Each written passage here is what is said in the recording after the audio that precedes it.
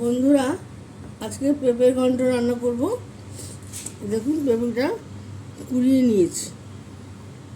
খেতে একদম বাঁধাকপি তরকারির মতো খেতে। কালো জিরা ফোড়ন। বন্ধুরা, এই পেঁপের তরকারি ঘন্ট হবে। পেঁপেটা আমি কুড়িয়ে নিয়েছি গ্রেটারে। এখন কাঁচা লঙ্কা, কালো জিরা ফোড়ন দিয়ে দিলাম, টমেটো দিয়ে দিলাম,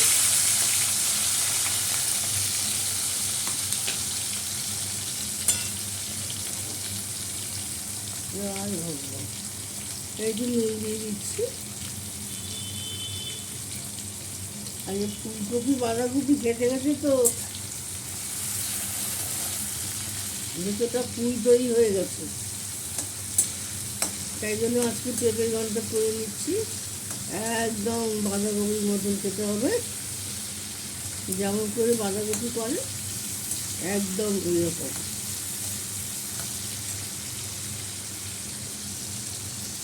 ছোটো ছোটো করে আলু কেটে রেখেছি, দিয়ে দিলাম।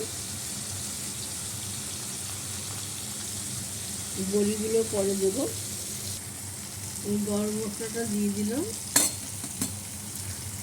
এই হলুদ গুঁড়ো লঙ্কা গুঁড়োটাও দিয়ে দিলাম।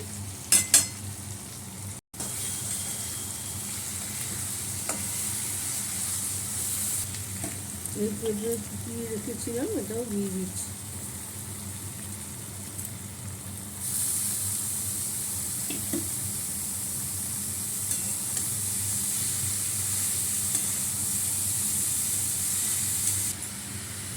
একটু আদা দিয়ে দিল।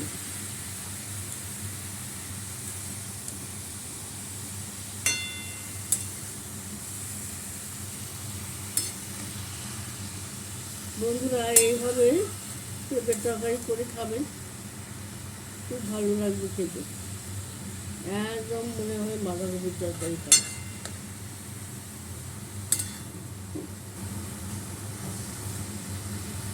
আমার ছেলেকে একবার এরকম ধোকা দিয়েছি, সে বারবার চেয়ে খাচ্ছে। আমার বাঁধাকপিটা ভালো হয়েছে। এটা একটু ঢাকা দিয়ে রাখলাম।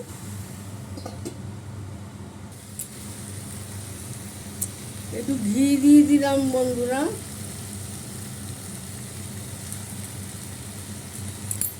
যে বড়িগুলো ভেজে রেখেছিলাম, এই বড়িগুলো একটু দিয়ে দিলাম।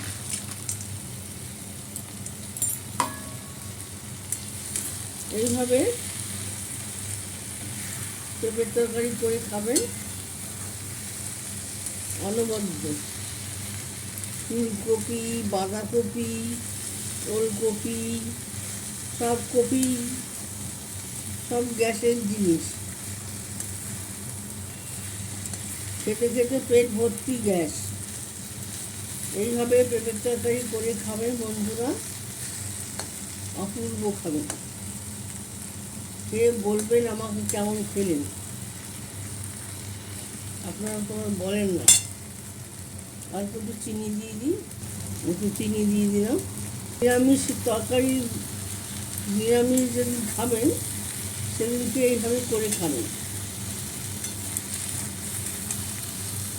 লাইক, শেয়ার, কমেন্টস করে দেবেন, ফলো করে দেবেন ফেসবুক থেকে দেখলে, আর ইউটিউব থেকে দেখলে সাবস্ক্রাইব করে দেবেন।